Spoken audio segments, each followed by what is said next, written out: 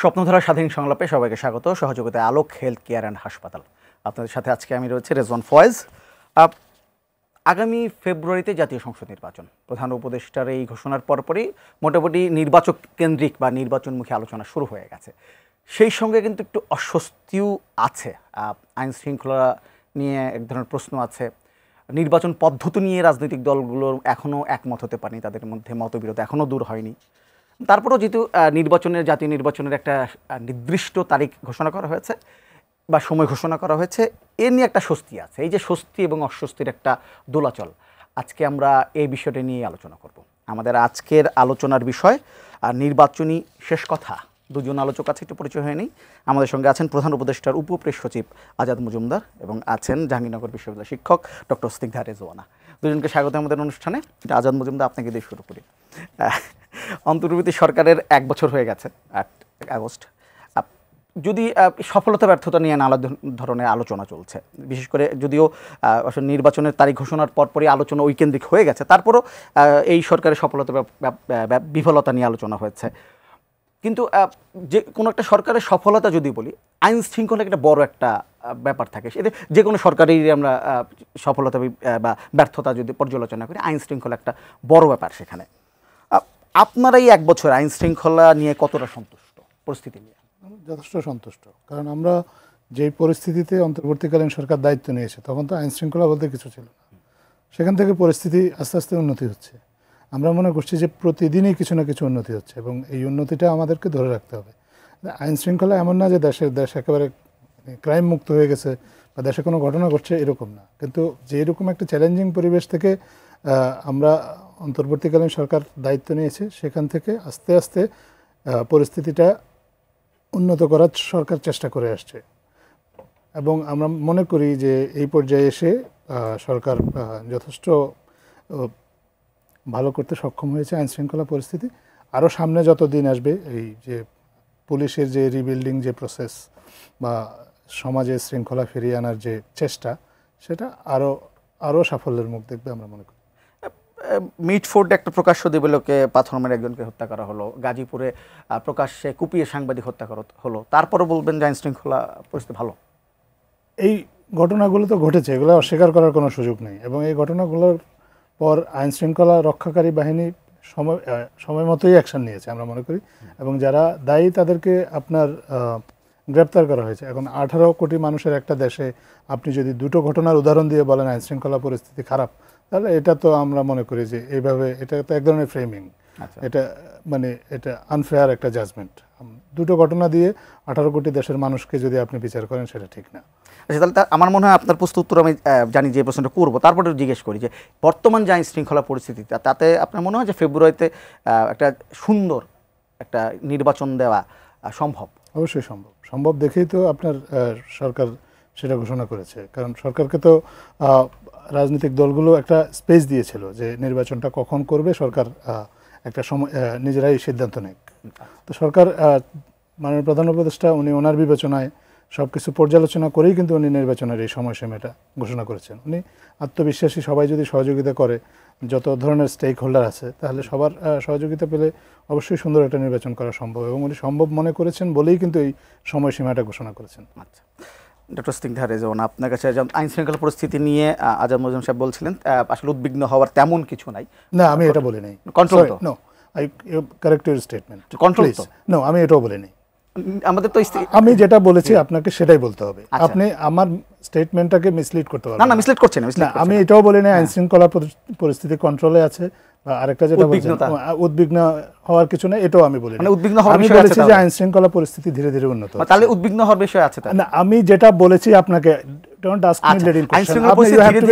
You have to be fair on. না fair অবশ্যই। আপনি আমাকে প্রথম কথা হলো আপনি উইদিন এ সেকেন্ড আমার স্টেটমেন্টটাকে বিকৃত করেছেন। You can't do this simply. না, এই আমি মোটেও আপনার চেষ্টা করছি। আপনি তো করেছেন, আমার স্টেটমেন্টটাকে আপনি বিকৃত করেছেন উইদিন এ সেকেন্ড এখানেই। আচ্ছা, আইন শৃঙ্খলা পরিস্থিতি ধীরে ধীরে উন্নতির দিকে যাচ্ছে, তাই তো? হ্যাঁ, আমরা সেটাই বলছি যে আমরা চেষ্টা করছি আইন শৃঙ্খলা পরিস্থিতি এবং যে পরিস্থিতি থেকে সরকার দায়িত্ব নিয়েছে, সেই পরিস্থিতি থেকে আইন শৃঙ্খলা অবস্থা এখন উন্নত হয়েছে। আরও আমরা আশা করছি যে আমাদের যে চেষ্টাগুলো আছে এগুলো সাফল্য পেলে আরও উন্নত হবে। আমার স্টেটমেন্ট কারেক্ট করছে। আজাদ মজুম সাহেব বলেছেন যে আইন শৃঙ্খলা পরিস্থিতি ধীরে ধীরে উন্নতি হচ্ছে, যে পরিস্থিতি তারা দায়িত্ব পেয়েছিলেন তার চেয়ে এখন অনেকটা উন্নতি হয়েছে। ঠিক আছে, এখন যদি তাই হয় আপনার কাছে কি তাই মনে হচ্ছে, আমি এটা নির্বাচনের সাথে কানেক্ট করছি এর জন্য যেহেতু নির্বাচন নিয়ে আলোচনা করছি, যে বর্তমান পরিস্থিতিতে আপনার কাছে কি মনে হচ্ছে যে এই আইন শৃঙ্খলা পরিস্থিতি দিয়ে আগামী ফেব্রুয়ারিতে নির্বাচন যখন হবে সেটি আসলে সুন্দর একটা নির্বাচন করার ক্ষেত্রে আইন শৃঙ্খলা পরিস্থিতি খুব একটা বাধা হয়ে দাঁড়াবে না? আপনাকে ধন্যবাদ, আমার সহ-আলোচককে অনেক শুভেচ্ছা। এই যে স্টেটমেন্টটা, আপনার দুটো প্রশ্নের দুটো ভাগ আছে। একটা হচ্ছে যে আসলে আমি মনে করছি কিনা যে আইন শৃঙ্খলা পরিস্থিতি ধীরে ধীরে উন্নতি হচ্ছে, আর একটি হচ্ছে নির্বাচন সম্পৃক্ত। এই কথাটাকে আমি একটু ভাগ করে ওই অংশটুকুকে আমি ডেফিনেটলি গ্রহণ করতে চাই যে এই পরিস্থিতিতে এই গভর্নমেন্ট দায়িত্ব নিয়েছে। ইট ওয়াজ মানে ভেরি হার্ড। এটার জন্য আমি বিভিন্ন সময় বলেছি, আমি আবারও রিপিট, যে এটার জন্য we are very grateful because every institution was broken, fragile. এরকম একটা পরিস্থিতিতে, হ্যাঁ, শুধু পুলিশ না, প্রত্যেকটা ইনস্টিটিউশন, আপনার ডিসি, ওসি, থানা, কিছুই নাই। এরকম একটা অবস্থাতে যখন তারা দায়িত্ব গ্রহণ করেছে, ইট ওয়াজ ভেরি, মানে দায়িত্ব নেওয়াটাই ইটসেলফ অনেক বড় ব্যাপার, এবং সেখান থেকে যে তাদের কাজ, সেটাকে আমি মানে অ্যাকনলেজ করতে চাই। কিন্তু আমি স্ট্রংলি ডিসএগ্রি করব যে ওই পরিস্থিতির যে কন্টিনিউয়াস একটা ডিটোরেশন, অর্থাৎ আমি এটাকে আপগ্রেড না বলে এটার মাঝখানে একটা ডিটোরেশনের একটা লাইন আছে, যে ডিটোরেশনের লাইনে একদম গণহারে, একদম সিস্টেমেটিক উপায়ে প্রথমে মাঝার ভাঙা হয়েছে, 1টা, 2টা, 3টা, 100টা। 1টা, 2টা মাঝার, 3টা, 4টা, 10টা মাঝার নেওয়ার পরে যদি সেখানে ইনিশিয়েট নেওয়া হতো তাহলে 100টা পর্যন্ত সেটা যেত না, বাট ইনিশিয়েট নেওয়া হয়নি। ঠিক আছে। দ্বিতীয়ত আমি যেখানে বলতে চাই যে পরিমাণ ভেরি আনফর্চুনেট, যখন আমরা প্রধান উপদেষ্টার প্রেস উইং থেকেই অত্যন্ত দায়িত্বপ্রাপ্ত কাউকে বলতে শুনেছি মব হচ্ছে pressure group, code and code, which was very unfortunate, যেটা কিনা মবকে এক ধরনের বৈধতাকরণ দেওয়ার চেষ্টা। এটা আনএক্সপেক্টেড, কারণ এই মবক্রেসি যদি না হতো, এই জননিরাপত্তার প্রশ্ন, আপনি এই যে ইসের কথা বলছিলেন, মিডফোর্ডের কথা বলছিলেন, বা সেটা তো একটা পলিটিক্যাল। আমি একদম সাধারণ জননিরাপত্তার কথা বলছি।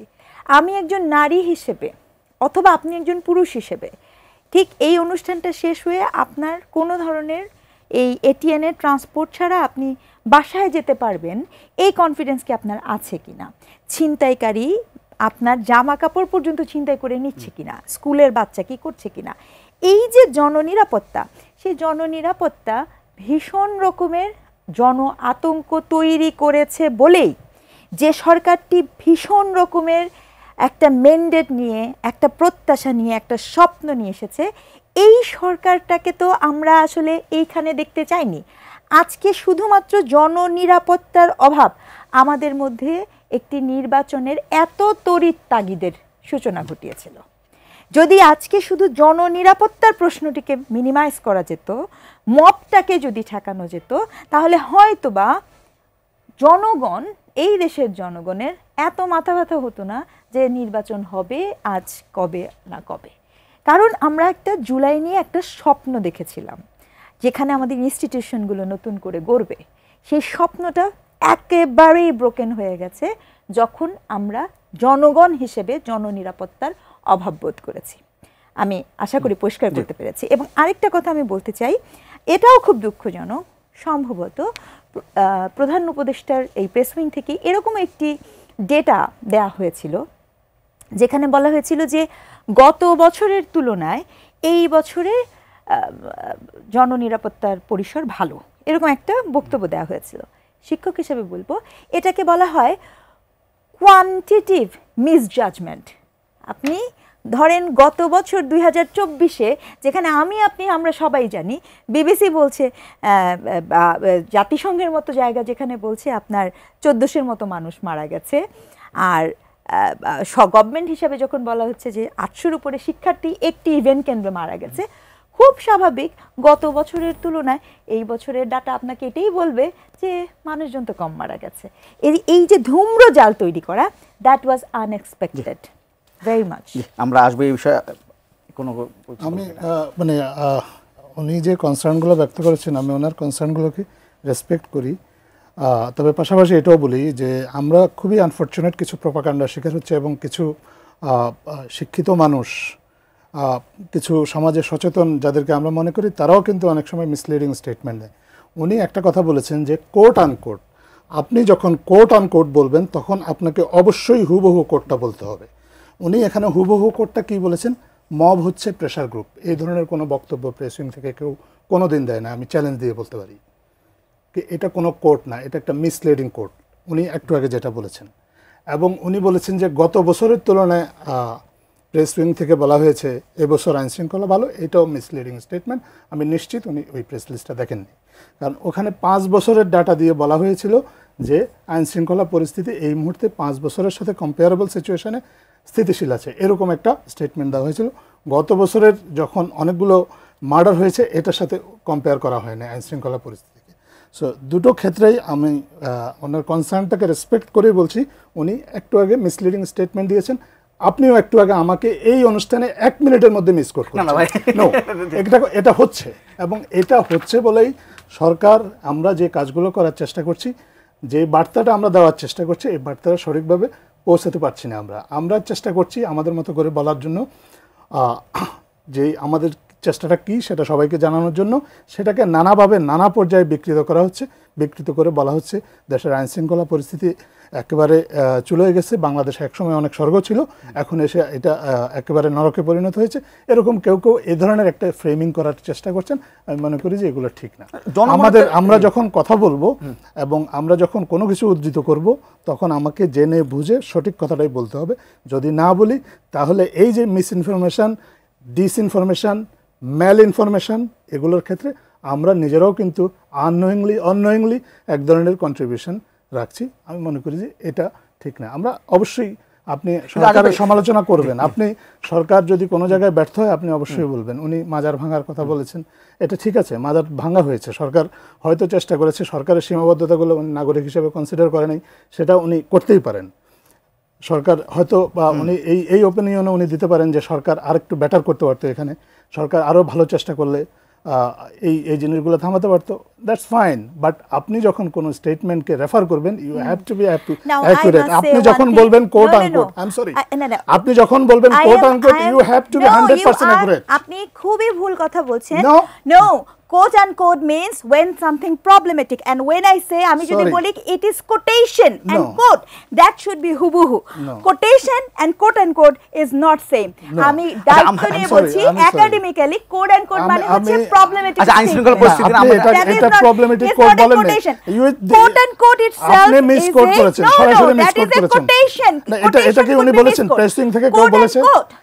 কেউ বলেছে? আপনি প্রমাণ করতে পারবেন প্রেসিং থেকে? একটি প্রেসার গ্রুপ এই কথা কি প্রেসিং থেকে বলা হয়নি? না, বলা হয়নি। কোট আনকোট এটা বলা হয়নি। আমি আপনাকে চ্যালেঞ্জ দিলাম, প্রেসিং থেকে এই কথা কেউ বলেনি, আপনি প্রমাণ করতে পারবেন? আপনি কতগুলো প্রমাণ চান? আমি যে একটা প্রমাণ চাই, যদি আপনি একটা প্রমাণ চাই, আপনি যদি একটা প্রমাণ দিতে পারেন। আমরা এটা নিয়ে আপনাকে আগে এটা বলতে হবে যে আমি একটা প্রমাণ চাই। আমি আপনার কাছে, আপনি প্রবলেমেটিক কোড বলেননি, আপনি আপনি তাহলে আমরা মানে এটা আমাদের আলোচনার আরো বিষয়। আচ্ছা, আমি জানি না, আপনি জানেন, ওকে ফাইন। আচ্ছা যখন সেটি ভাই আমাদের মানে আলোচনা আরো বিষয় আছে, আমরা কোটেশন কথা ব্যবহার হয় যখন আমি কবিতার কোনো উদ্ধৃতি দিব, আমি কোনো কোটেশন দিই না। About a very serious issue. No, I am and saying you are quote providing a misleading quote. No, rather আপনি accept করছেন। আচ্ছা, আমরা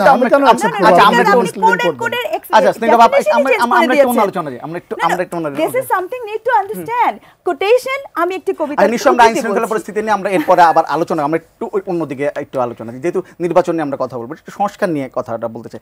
ভাই আপনার কাছে একটু জানতে চাইবো সংস্কার নিয়ে, যেহেতু এই সরকারের কাছে অন্য সব কিছুর চেয়ে সবচেয়ে বেশি মানে সাধারণ মানুষের প্রত্যাশা ছিল সংস্কারের একটা জায়গাটা, যে একটা বিভিন্ন ক্ষেত্রে সংস্কারগুলো হবে। 1 বছর পর আপনার কাছে কি মনে হয় এই সংস্কারের যে যাত্রাটা, এটা সরকার কতটা আসলে সফল হয়েছে? সংস্কারের জন্য সরকার 15টা কমিশন গঠন করেছে। এই 15টা কমিশন থেকে 2000-এর মতো প্রস্তাব এসেছে। এর মধ্যে কিছু কিছু প্রস্তাব যেগুলো এক্সিকিউটিভ অর্ডারে বাস্তবায়ন করা যায়, কিছু কিছু আছে আইন পরিবর্তন করতে হবে, কিছু আইন পরিবর্তন হয়েছে, কিছু আইন পরিবর্তন আন্ডার প্রসেস আছে, কিছু নির্বাহী আদেশে বাস্তবায়ন করা হয়েছে। এবং কি কি বাস্তবায়ন হয়েছে এর মধ্যে ইতিমধ্যেই কিন্তু সরকারের পক্ষ থেকে এগুলো জানানো হয়েছে। আর কিছু কিছু আছে যেগুলো রাজনৈতিক ঐক্যমত্য দরকার, সে বিষয়ে রাজনৈতিক ঐক্যমত্যের চেষ্টা চলছে। রাজনৈতিক দলগুলো একসাথে বসেছে, 30টার মতো রাজনৈতিক দল, তারা আলোচনা করেছে, অনেকগুলো গুরুত্বপূর্ণ বিষয়ে তারা একমত হয়েছেন এবং আমরা আশা করছি যে তারা একমত হয়ে খুব শিগগিরই আপনার জুলাই সনদটাও স্বাক্ষর করে ফেলবেন, তখন আপনার এই সনদটা বাস্তবায়নের জন্য সরকার কাজ করে যাবে। এটাই তো সংস্কার। আচ্ছা, মানে এগিয়ে গেছে অনেকটা সংস্কারের ক্ষেত্রে। আপনার কাছে কি মনে হচ্ছে যে সংস্কারটা আসলে যেটা প্রত্যাশা ছিল, আসলে এই অন্তর্বর্তী সরকারের সবচেয়ে বেশি প্রত্যাশা ছিল একটা সংস্কারের জায়গায় বাংলাদেশকে দেখা যাওয়া, সেখানে সেইটা কত দূরে গেল? সেটাই আমি যাব, কিন্তু তার আগে আমি শুধুখানি বলতে চাই, আমার কাছে সমকালের রিপোর্ট আছে, মব বলবো না, এটা হলো প্রেশার গ্রুপ। বাংলা ট্রিবিউনের রিপোর্ট আছে, মব না, এটা প্রেশার গ্রুপ। বাংলা ট্রিবিউন, আমি দেশের টপ যেই ইগুলো আছে আমি সেটা বলছি, কালের কণ্ঠ রিপোর্ট, মব না, এটি প্রেশার গ্রুপ। মব হচ্ছে প্রেশার গ্রুপ, আপনার উক্তিটা ছিল মব হচ্ছে প্রেশার গ্রুপ। এটি মব না, এটি প্রেশার গ্রুপ, মব না। এটা একটা পার্টিকুলার ইভেন্টকে বলা হয়েছে, আপনি জেনারেলাইজ করে বলেছেন। এখন আপনি যদি এই কথা বলেন, দ্যাটস নট ডান। আপনার কোডটা তো হয়নি। কোড এন্ড কোড, আমি প্রথমে বলেছি কোড এন্ড কোড, এবং দ্বিতীয়তে আমি বলেছি যে যখন বলা হয় দায়িত্বশীল পদ, আপনার সাথে কোনো আলাপ করব না এই বিষয়ে। আচ্ছা, আমরা মানে এই আলোচনাটা শেষ, আমরা শেষ করি, আমরা মানে একটু সংস্কার নিয়ে। না, আপনি যখন আমাকে বলা হবে তখন সেটি প্রমাণ করতে হবে, খুব জরুরি, তাই না? সংস্কার নিয়ে যদি একটু আলোচনা করি, সংস্কার নিয়ে আসলে সংস্কারের যে পথে যাচ্ছে বা সংস্কার প্রত্যাশার যে পথে যাচ্ছে, আপনার এটা কি মনে হয় প্রত্যাশা অনুযায়ী আসলে অগ্রগতিটা হয়েছে কিনা? কিসের সংস্কার? প্রথম কথা হচ্ছে সংস্কারটা আসলে কিসের? এই প্রতিটি সংস্কার কমিশনের ক্ষেত্রে দুটো কমিশন ছাড়া, নারী সংস্কার কমিশন এবং তথ্য কমিশন ছাড়া অলমোস্ট যতগুলো সংস্কার কমিশন হয়েছে তার মেজরিটি সংস্কার কমিশন হচ্ছে পলিটিক্যাল পার্টির স্বার্থ অথবা ক্ষমতার রিডিস্ট্রিবিউশন কীরকম হবে সেটাকে মাথায় রাখা। বাকি যে সংস্কার, একটি ছিল হচ্ছে নারী সংস্কার commission, very much connected to our own rights, যেটিকে ভীষণ রকমের বিতর্কিত করা হয়েছে আমাদের দক্ষিণপন্থী রিলিজিয়াস গ্রুপ। এমনকি নারী সংস্কার কমিশনের প্রধানকে প্রকাশ্যে কোনো একটি দল যখন ন্যাক্কারজনকভাবে অপমান করেছে, সেই সংস্কার কমিশন সরকার কর্তৃক নিযুক্ত সংস্কার কমিশনের প্রধানকে নিরাপত্তা দিতেও এই সরকার ব্যর্থ হয়েছে। কারণ তার বিরুদ্ধে তাকে যেভাবে সিম্বলিক হ্যারাস করা হয়েছে, এক্ষেত্রে তাকে কোনো ধরনের অনলাইনে ট্রলিং করা হয়েছে, স্লাট শেমিং করা হয়েছে, তাতে কি হয়েছে? তাতে তো এখানে প্রশ্ন আসে যে যদি সরকার কর্তৃক মনোনীত এবং নির্ধারিত কমিশনের প্রধানকেই আপনি নিরাপত্তা না দিতে পারেন, তাহলে আমাদের মতো আম জনগণের কি হবে? তাহলে প্রশ্ন কোথায় এসেছে? জনগণ তার রাইটের প্রশ্ন যখন এসেছে তখন সেই কমিশন বিতর্কিত। বাকি সবকটি কমিশন আপনি দেখেন, নির্বাচন ওরিয়েন্টেড কমিশন, সংবিধান রিলেটেড যে কমিশন, এই সকল জায়গাতে আপনার যে সংস্কারের কথা বলা হয়েছে, আমি একটু জানতে চাই আপনার কাছে বা এই মিডিয়ার কারো কাছে এই ডাটা আছে নাকি যে ঠিক কতটি জায়গায় আমরা সংস্কারে যেতে পারবো বলে এই সিদ্ধান্ত আমরা পেয়েছি? মানে থাকে না, মোটা দাগে তো থাকে যে ধরেন আমরা 20টি 30টি 40টি সংস্কার করব, এরকম একটা মোটা দাগেই থাকে। তাহলে সেটা যদি থাকে যে ওই জায়গাটাতে আমরা সংস্কার করব, তাহলে প্রশ্ন হচ্ছে যে ওই সংস্কারের ঐক্যমত্য যে কমিশন হলো, সেই কমিশন থেকে এমন কোনো রেজাল্ট আসলো না কেন যেটাতে আসার পরে মনে করেন সবচেয়ে বেশি ঐক্যমত্য তো আপনার জুলাই সনদ নিয়ে হওয়ার কথা ছিল। সেই জুলাই সনদ কারোর জন্য হতাশা। এটা তো সরকারের দায় না, রাজনৈতিক দলের দায়। আমি সরকারের দায় বলিনি, আমি বলেছি সেই জুলাই সনদই আপনার হলো কেন। তার মানে কি? তার মানে আমি বলেছি যে আপনি সংস্কার যেই পুরো একটা বছর ধরে আমরা যে সংস্কারের গল্পটা বলছি, আমাদের রাজনৈতিক দলগুলা আদতে এই সংস্কার চেয়েছে কিনা সেটি নিয়ে আমি সন্দেহ প্রকাশ করছি। তারা কি আসলে সংস্কার চেয়েছিল, নাকি তারা সংস্কারের নামে সময় ক্ষেপণ করতে চেয়েছিল, নাকি সংস্কারকে পুঁজি করে নতুন কোনো চিন্তাকে আনতে চেয়েছিল, নাকি সত্যি সত্যি নয়া বন্দোবস্তের নামে কোনো সংস্কার করতে চেয়েছিল? এটি জনগণ হিসেবে এখন আমার কাছে ধোঁয়াশা। কারণ আমি পলিটিক্যাল পার্টিগুলার মধ্যে মৌলিক সংস্কারের ক্ষেত্রে না তো আমি জনগণের পক্ষের সংস্করণের ক্ষেত্রে তাদের কোনো পজিশন দেখতে পেয়েছি, না তো আমি তাদের রাজনৈতিক সংস্কারের ক্ষেত্রে তারা একটা বিষয়ে খুব ঐক্যমত্য হয়ে গেছে এরকম কোনো একটা বিষয় দেখতে পেয়েছি। এমনকি জুলাই সনদের মতো যেটি হওয়ার কথা সকলের সম্মিলিত একটা সনদের ব্যাপার, সেটিও তার ক্ষেত্রেও তারা ঐক্যমত্যে পৌঁছাতে পারেনি। আচ্ছা মজুমদার, আপনার কাছে আমি আপনার মতামতটা জানতে চাইবো। সেটা হচ্ছে যে এই যে জুলাই সনদ নিয়ে এখন যেটি হচ্ছে জুলাই সনদ নিয়ে অনেকগুলো রাজনৈতিক দল একমত হতে পারছে না, আলোচনা হচ্ছে ঠিকই, কিন্তু নির্বাচনের তারিখটা ঘোষণার পর এই জুলাই সনদটাকে একটু আড়ালে পড়ে গেছে কিনা? মানে যেহেতু নির্বাচন তারিখ ঘোষণার পর সব রাজনৈতিক দলগুলো মোটামুটি এখন একটু নির্বাচনমুখী হয়ে গেছে। আড়ালে পড়ে গেলে তো আপনি এখন এখানে এটা নিয়ে আলোচনা করতেন না, কিন্তু আলোচনাটা আগের চেয়ে কমে গেছে না? আলোচনা তো আমি দেখছি যে যথেষ্ট হচ্ছে, মিডিয়াতে আলোচনা হচ্ছে, রাজনৈতিক দলগুলো আলোচনা করছে, তাহলে আড়ালে পড়লো কীভাবে? আড়ালে তো পড়ে নেই। এটা একটা প্রসেসটা আবার চালু হবে। এটা সাময়িকভাবে কয়েকদিনের জন্য আপনার আলোচনাটা স্থগিত রয়েছে। আপনার ঐক্যমত্য কমিশনের প্রধান উনি নিজেও মিডিয়া স্টেটমেন্ট দিয়ে বলেছেন যে আলোচনাটা আবার শুরু হবে। এটা বাস্তবায়ন অলরেডি তো অনেকগুলো বিষয় ঐক্যমত্য হয়েছে, এবং তারপরে আর নতুন করে যদি কোনো বিষয় ঐক্যমত্য নাও হয় তাহলে সনদটা বাস্তবায়ন প্রক্রিয়া নিয়ে রাজনৈতিক দলগুলো আলোচনা করবে। তো আলোচনা করে তারাই সিদ্ধান্ত নেবে আসলে এটা কোন প্রক্রিয়ায় এগিয়ে যাবে। আচ্ছা, এখনো তাহলে এটা গুরুত্ব আছে। আমরা একটু একজন দর্শক কাছের ফোনটা নিয়ে নিই, তারপর আলোচনা আসছি। হ্যালো। জি হ্যালো, আসসালামু আলাইকুম। জি ওয়ালাইকুম আসসালাম। আপনার নামটি বলে প্রশ্নটি করেন। জি আমি মনিরাদার বলছি। জি মনিরাদ সাহেব বলেন। আমার প্রশ্ন তো হয়েছে নির্বাচন ডিক্লারেশনের পরে বিভিন্ন দল এবং বিএনপি যে অবস্থান নিচ্ছে, যেমন আজকে আপনার জামাত ইসলাম বলছে তারা বড় ধরনের শোডাউন করবে যদি পিয়ার না আসে, কিংবা করবে। আমার প্রশ্নটা একেবারে ভেরি সিম্পল, যদি কোনো কারণে নির্বাচনটা পিছায় এই দায় দায়িত্ব তো রাজনৈতিক দলের উপর পড়বে, এটা আমরা সবাই বুঝছি। কিন্তু যদি নির্বাচনে কোনো ধরনের বড় ধরনের সহিংসতা হওয়ার সম্ভাবনা আছে, তাহলে এটা অনুভব করে ডক্টর ইউনূস কিংবা তার বর্তমান তত্ত্বাবধায়ক সরকার কি পদক্ষেপ নিচ্ছে? কারণ বর্তমান আইন শৃঙ্খলার যে অবস্থা প্রতিদিন এটা নিম্নমুখী হচ্ছে। কিন্তু গাজীপুরটা দিয়ে আপনি চিন্তা করেন, 8 টুকরা লাশ, সবে বাদ দেন আপনি রাতে 9টার পর আমরা মিরপুরে যারা থাকি তারা ওয়াইফ নিয়ে বেড়ে যেতে পারতেছে না। তাহলে নির্বাচনমুখী হয়ে লাভটা কি হবে যদি আপনার আইন শৃঙ্খলা অবনতি থাকে? জি জি যে আপনার প্রশ্ন উত্তর বুঝছি। আমি একজন বিবৃতি যাবার আগে একটু তার এসে জিজ্ঞেস করি, নির্বাচন পেছনে কোনো আশঙ্কা আছে? সেটা তো আপনি বলতে পারবেন ভালো, আমাদের কাছে কোনো আশঙ্কা নেই। আচ্ছা, আমি একটু সংস্কার নিয়ে যাই। জুলাই সনদ নিয়ে কথা হচ্ছে। জুলাই সনদ নিয়ে একটা মানে এখনও তো জুলাই সনদ যদি আমি বলি ঐক্যমত কমিশনে কিন্তু 15 তারিখে তাদের মেয়াদ শেষ হয়ে যাচ্ছে, 6 মাস যদি ধরে মেয়াদ শেষ হয়ে যাবে।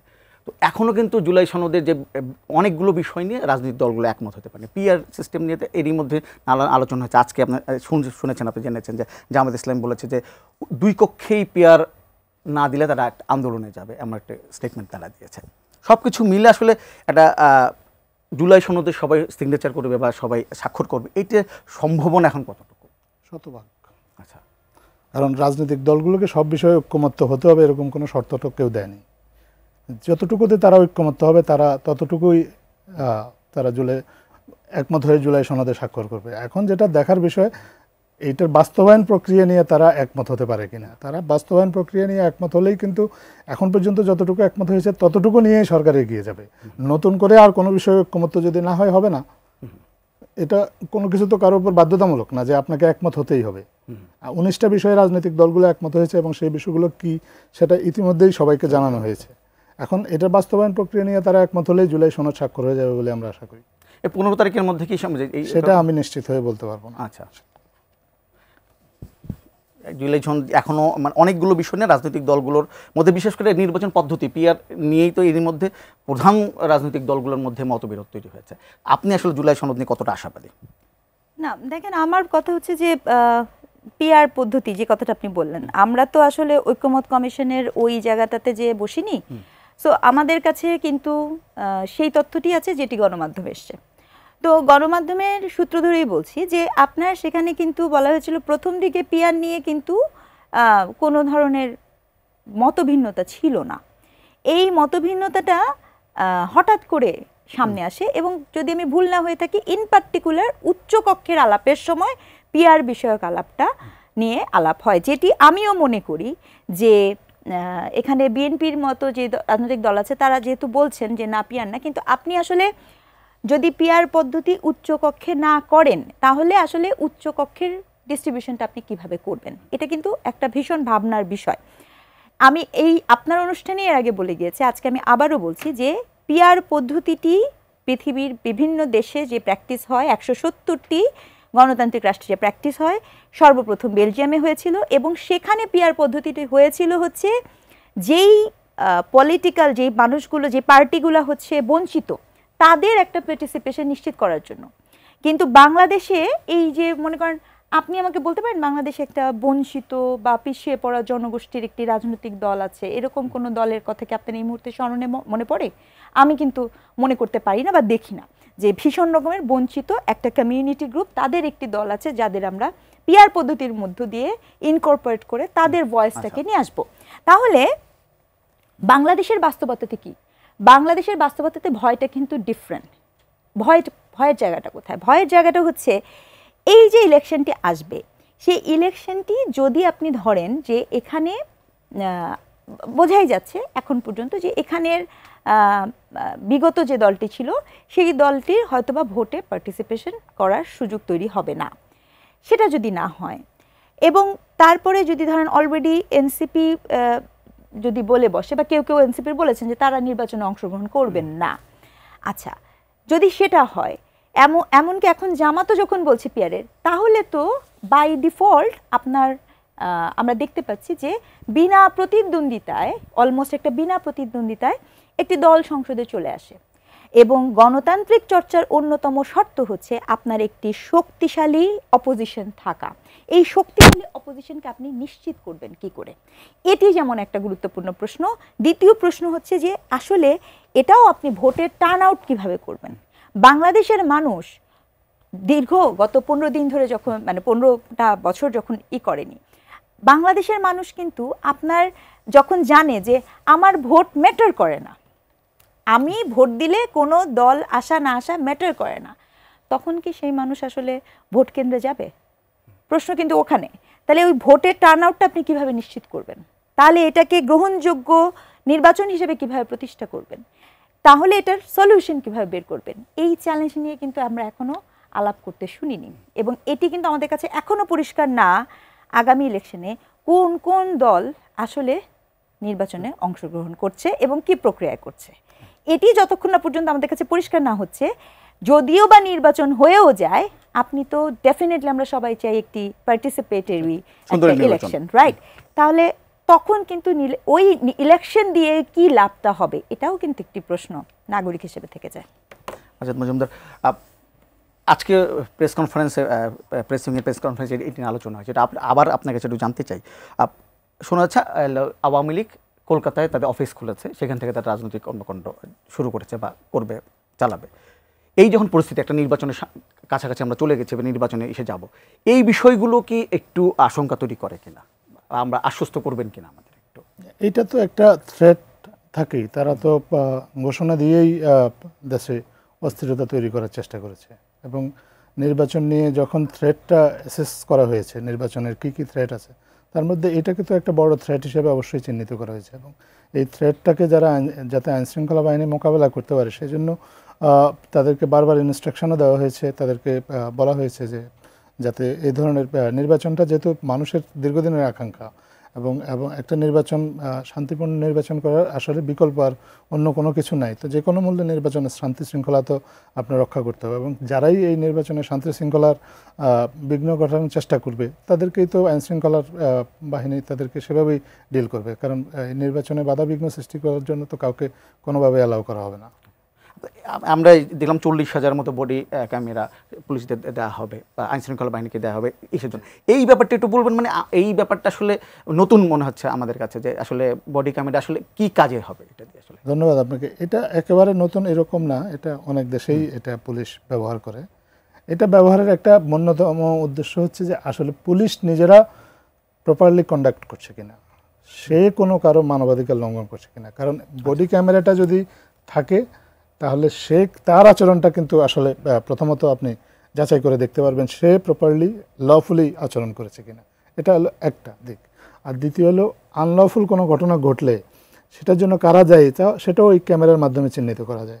যেহেতু নির্বাচনের নানা ধরনের থ্রেট আছে, আমরা এই ক্যামেরাটা যদি পুলিশ ইউজ করে তাহলে কোনো অনিয়ম হলে সেই অনিয়মটা আসলে কাদের দ্বারা সৃষ্ট সেটা এই ক্যামেরার মাধ্যমে শনাক্ত করা সম্ভব হবে। সেজন্যই সরকারের পক্ষ থেকে চেষ্টা করা হচ্ছে অন্তত প্রতিটা ভোট কেন্দ্রে অন্তত একজন পুলিশ যদি বডি ক্যামেরা ব্যবহার করেন তাহলে অন্তত সেই ক্যামেরার মাধ্যমে অনিয়ম যারা করার চেষ্টা করছেন তাদেরকে চিহ্নিত করা যাবে। সেটা পুলিশ নিজে হতে পারেন, সেটা অন্য কোনো কেউ হতে পারেন, এবং যারা এই অনিয়মের সাথে সংশ্লিষ্ট থাকবেন তাদেরকে আইনের মুখোমুখি করা যাবে, বা অনিয়মগুলো দূর করার জন্য তাৎক্ষণিকভাবে ব্যবস্থা নেওয়াটা সম্ভব হবে। এটা একটা সেন্ট্রালিও মনিটর করার চেষ্টা করা হচ্ছে। এইগুলা তো আসলে উন্নত প্রযুক্তি। এই প্রযুক্তিটা আমাদের পুলিশে এখনও সেভাবে ব্যবহার করে অভ্যস্ত নেই। পুলিশের কাছে 10,000-এর মতো বডি ক্যাম আছে, সেটা কমিশনিং করার চেষ্টা করা হচ্ছে তাদেরকে। আরও আমরা যেহেতু আমাদের আশা করছি যে 47,000-এর মতো ভোট কেন্দ্র থাকবে, এই জন্য আরও 40,000 আপনার বডি ক্যাম। এটা খুব কস্টলি একটা জিনিস, তারপরেও এটা কিনে আপনার নির্বাচনের আগেই এটা ব্যবহারে পুলিশকে প্রশিক্ষণ দিয়ে তাদেরকে দক্ষ করে তোলার একটা উদ্যোগ নেওয়া হয়েছে। আমরা ঢাকার বিভিন্ন জায়গায় আমরা ট্রাফিক সার্জেন্টের মাঝে দেখি, ওইটা কি এরকমই কিছু? আমি এক্স্যাক্টলি আমি আপনাকে মানে এক্স্যাক্টলি ট্রাফিক সার্জেন্টের মতোই হবে কিনা এটা আমি আপনাকে বলতে পারবো না। শুধু আমি এটুকু আমার জায়গা থেকে বলতে পারবো, এটা একটা প্রযুক্তি, যেই প্রযুক্তিটা উন্নত বিশ্বে আমরা দেখেছি, শুনেছি যে উন্নত বিশ্বে পুলিশ ব্যবহার করে। মানবাধিকার সংগঠনগুলো থেকেও অতীতে বলা হয়েছে যাতে পুলিশ বডি ক্যাম ব্যবহার করে। আজকে যদি পুলিশ বডি ক্যাম ব্যবহার করতো তাহলে জুলাই গণ অভ্যুত্থানে পুলিশের যে ভূমিকাটা নিয়ে এত কথা হচ্ছে সেটাও আমরা চিহ্নিত করতে পারতাম। পুলিশ আসলে কতটা বাড়াবাড়ি করেছে, কতটা মানবাধিকার লঙ্ঘন করেছে, গুলি করে মানুষ মেরেছে কিনা, এগুলো তখন চিহ্নিত করাটা সহজ হয়ে যেত। পুলিশের ভূমিকাটা দেখা যেত।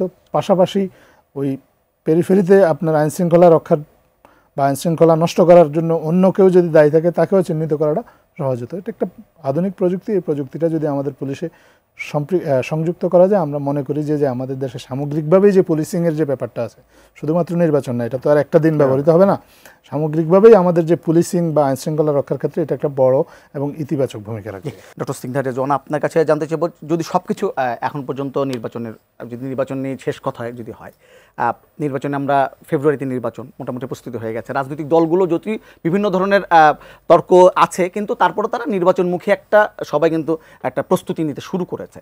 আইন শৃঙ্খলা নিয়ে আমরা কথা বলছি, সরকারি প্রস্তুতি নিয়েও আমরা জানলাম। সব কিছু মিলে আপনি ফেব্রুয়ারিতে একটা সুন্দর নির্বাচন, আগে যে প্রশ্নটি করেছিলাম, সুন্দর নির্বাচনের জন্য আসলে আপনার কোনো পরামর্শ আছে কিনা, যদি আপনি বলেন যে আসলে এই করলে আরেকটু ভালো হবে? আচ্ছা, পরামর্শের কথা যদি বলতে বলেন সেটা ভিন্ন প্রসঙ্গ, কিন্তু আসলে নির্বাচন নেই শেষ কথা বা সকল সমস্যার সমাধান নির্বাচন, আমি এটা মনে করি না। এটা আমার ব্যক্তিগত মতামত।